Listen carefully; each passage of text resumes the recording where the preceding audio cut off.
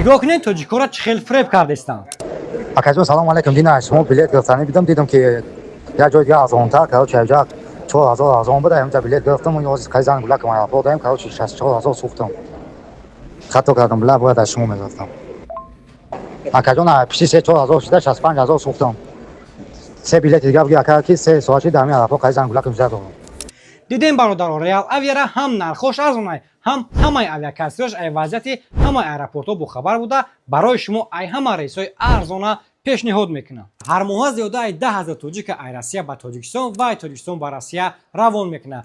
шумо ҳам ранги ҳамин акавори барои 3-4 рубл арзон будан 60-70 рубл насузена ба Реал Авиа муроҷиат кунед. ай ҳама билетҳои арзон и дар Реал Авиа мешавад ки нархҳои ҳаррӯзаи билетҳо боша дар Телеграм. агар Телеграм надорӣ метавонӣ ки ба рақами болои экранамдагӣ ба авиакассиёро муроҷиат кунӣ. барои нархҳои ҳаррӯзаи билетҳоро фаҳмидан дар комментария калимаи билет нависен мо бошем ба директон равон мекунем.